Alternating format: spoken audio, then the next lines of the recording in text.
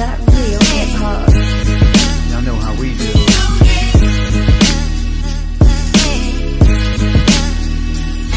You're listening to Philly Zone Matthias, aka Mr. 16 Bars, that real hip hop.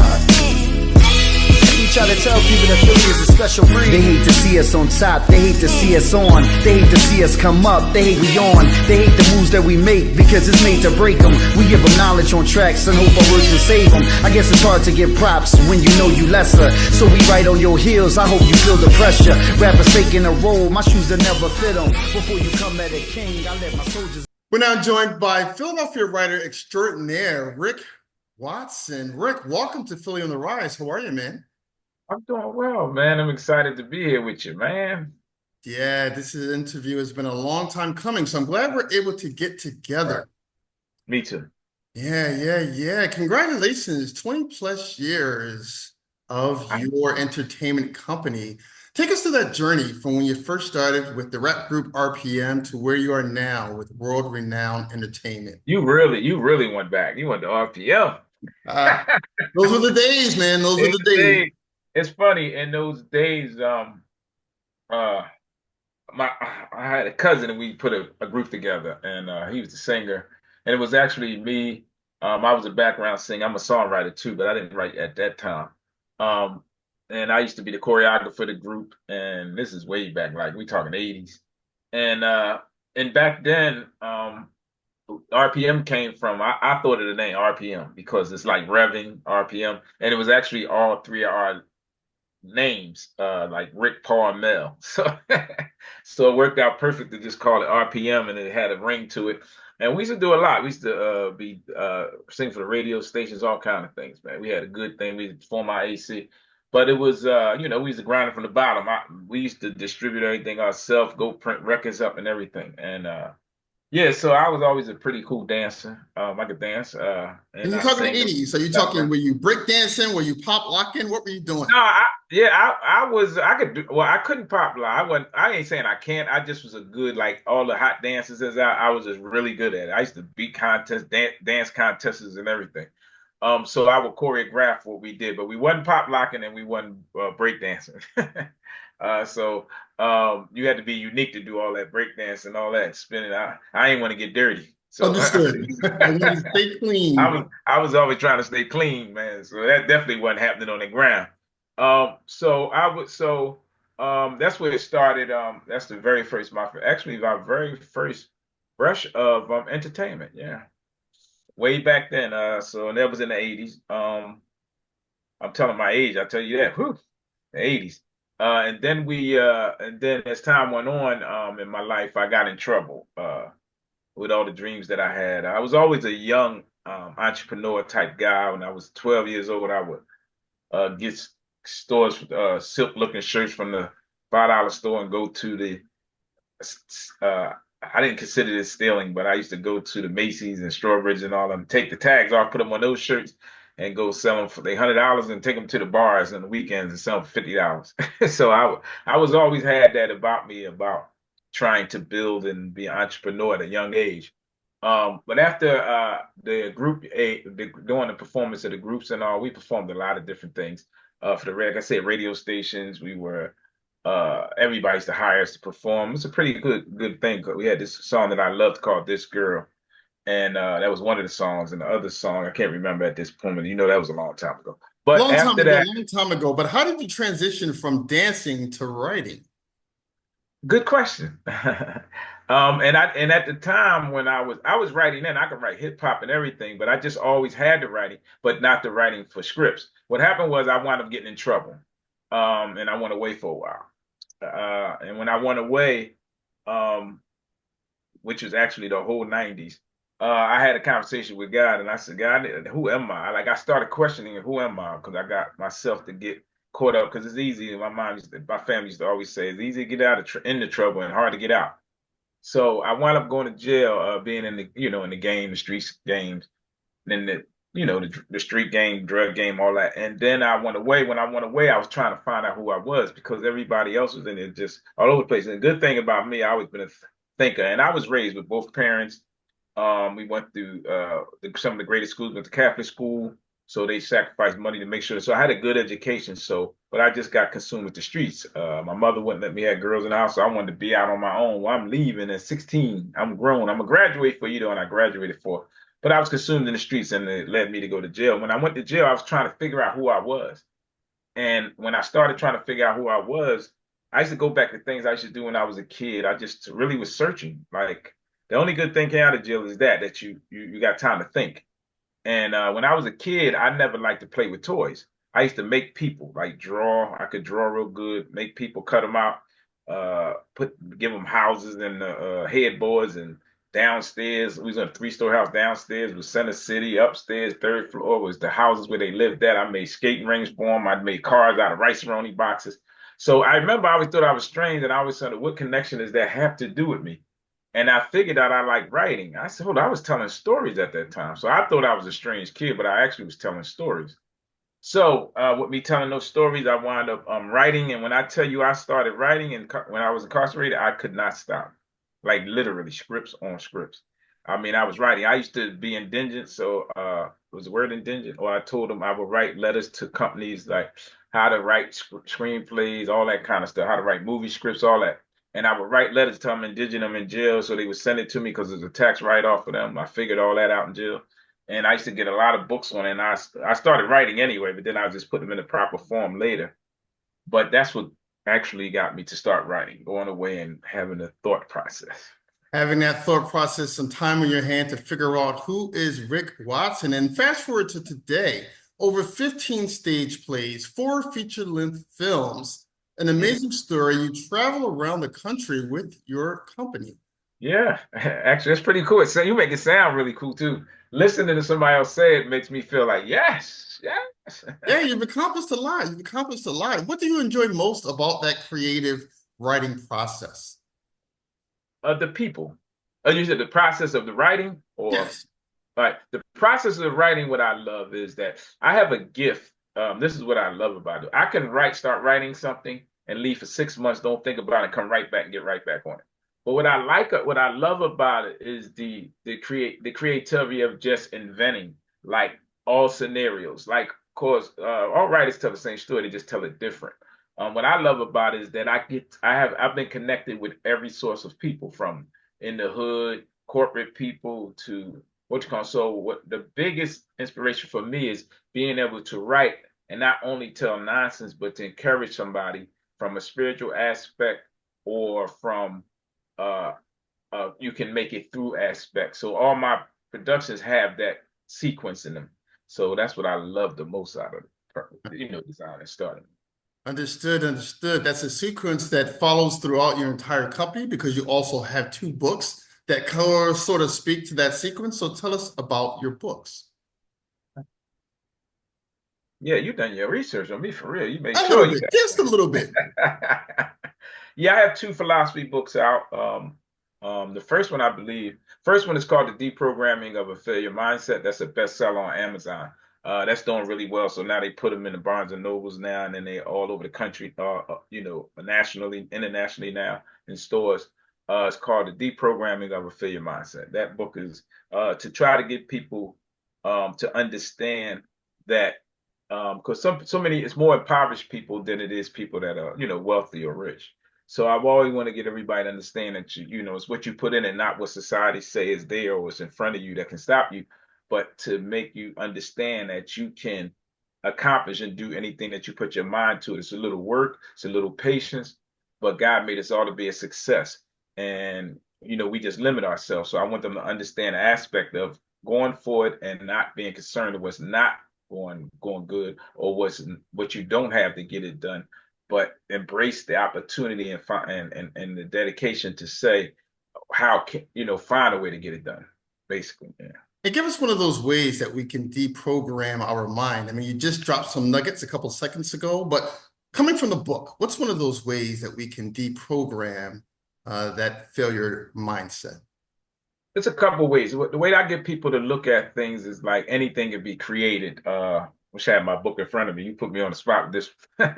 But one of the ways, simple ways that I tell people in the book, is like making a pie, or if you're going to put ingredients into something, right, and make it, Like people have been poor and just found ways to still make a meal or to do that. That's the same way you have to take the aspect of a career. I think that you have to take it and sit down and figure out everything you want to put to it, come up with a plan of action, write out a 6 months deal, what you want to be at by then, then when you want to be at in a year, and then where you want to be at in 2 years, and kind of like put it all together and follow steps that you can go on if you and make sure that you can surpass each situation when you get to that time that you put on there and by the direction you got. Be realistic of your ideas, your motives, and do it. One of the things that we do is that most people that don't really get to their dreams is they don't get to the position of planning it because so many people have so many great ideas. Like I talk to people all the time. They got all these ideas. They want to just come in and just say, I want to do this and that. And I tell them you can do it. Or they want somebody else to do it. But what you have to do is just make sure you put yourself in a position to be focused on a direction that you write out and plan. And that's kind of where the book kind of helps you go to. Talk to us about your other organization, CUP. Well, What's let that me tell acronym stand for, and what's the organization about? let me tell you a little bit about my second book, though, my other philosophy book. Oh, yes, please. Yeah. The second one I thought was important to write because it's called The Conditioning of Black Self-Destructing Behavior. And the subtitle is Guilty by Default. And I wanted to write that book because I realized in our communities, we're programmed, like a lot of times in our lives, and when I speak at schools and all, I understand that people deal with the subconscious more than the conscious. Because you can tell anybody, you think you could be any way you want. They'll say, yeah, I could be anything that I want.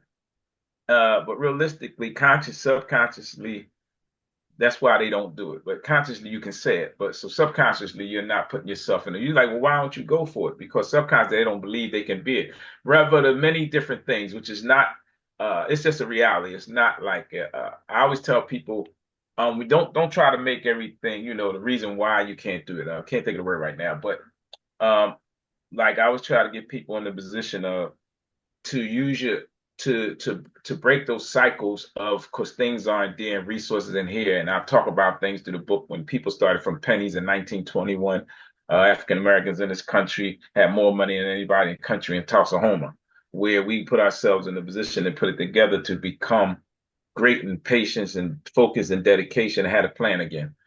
So I want to break that cycle of low self-esteem that exists in our communities and give people a position to read something to just encourage them to think different again.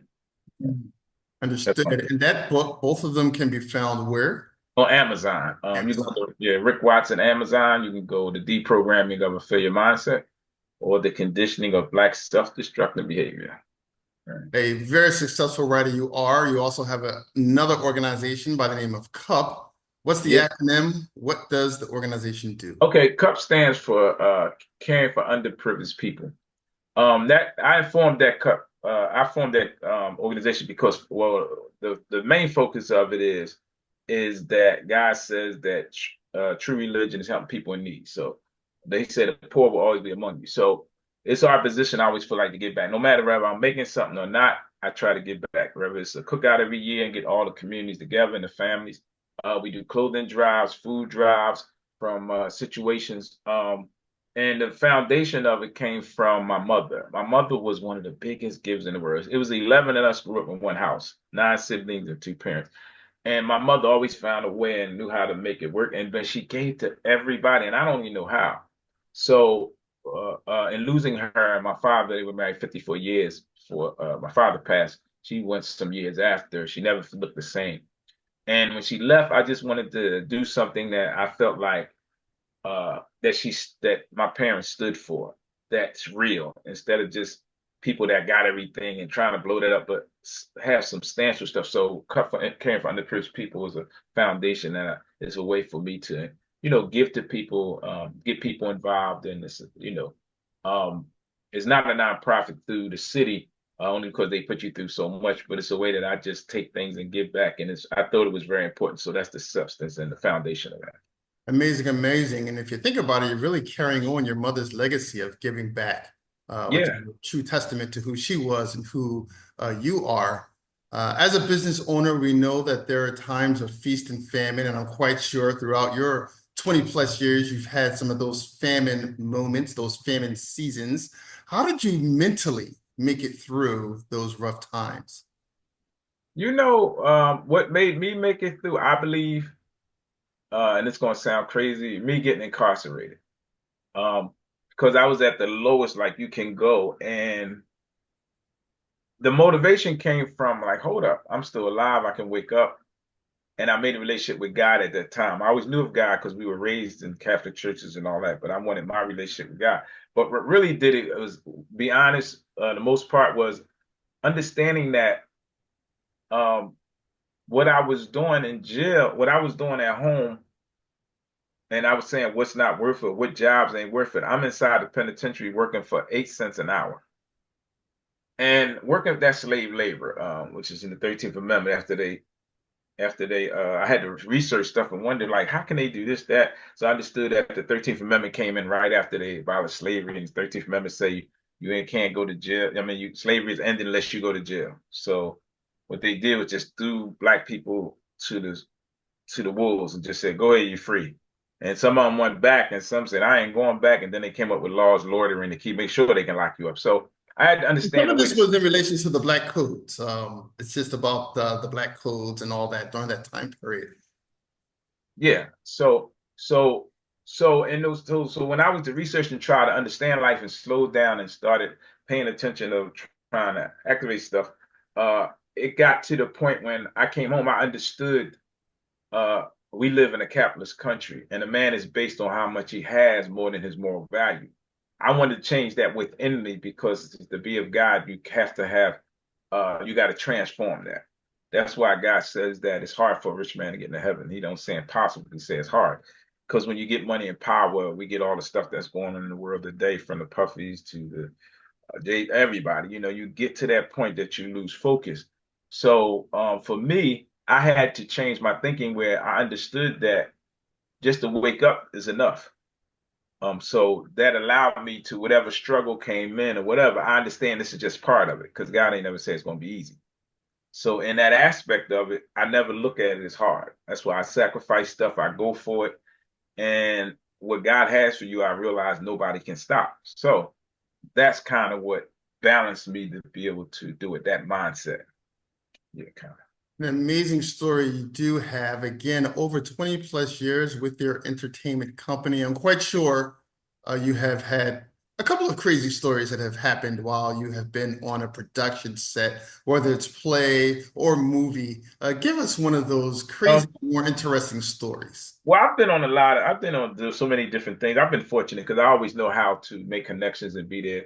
And one of the things because I'm known as this pushing hard kind of director, but I've been on sets and movie set theaters and all. And one of the biggest things was scary for me. Not scary, but I understood. And I know I'm hard still. I understood it helped me balance out because I ain't gonna get into producers and directors' names and stuff happening on sets all the time, but they used to talk to them so dirty. Like, I mean, the director would be so hard on people when they make mistakes or do so crazy. Now I'm hard on people because I have to get you to focus and direct, but I'm gonna laugh sometimes, have fun, never gonna curse at you because the way that they talk to you in Hollywood, you'd be like, what the freak is going on? Like, they really need to talk to somebody like that? Like, your mother must have been a whore that laid around. Like, I couldn't be an actor. I knew I had to produce my own stuff because just to hear some things, I ain't saying everybody, but it's kind of hard. But I do understand the concept of getting you focused. I don't understand the concept of disrespecting you because I'm a director that I make sure that I get focused.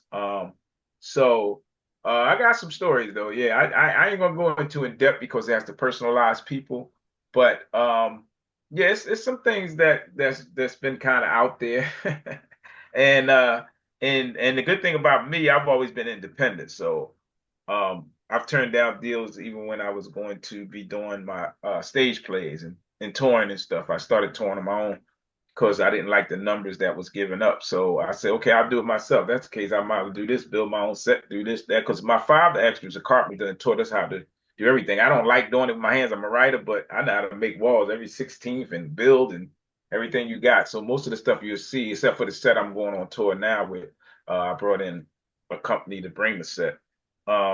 But we, yeah, So it's some crazy stories out there. I'll be honest, I don't try to do that because talk too much about some of those stories because I was brought in as a confidant. Like, oh, that's Rick Watson. Okay, he come in, he could be around.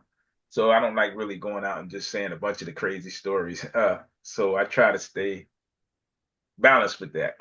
Understood, understood. And work so I won't be certain ways. It helps me. Understood. Yeah, 100% understood. Well, Rick Watson, congratulations on all of your success. Thank you for sharing your story today on Fully Yeah. on the Rise. It's an amazing story of overcoming life's challenges, turning lemons into lemonade, if you will, taking some inspiration from your parents and how they have raised you and reared you to who you are today. Thank you once again for joining us, and much success to you. You're welcome, man. And I want to tell people, if you don't mind me giving my website and stuff. Sure, of course. I want to make sure that anybody out there that sees this, if you ever want to see see my work or what because I'm touring now, a play we got out called Men Lie Too Much, Women Lie Too Good, with some celebrities, and we going through the different states. If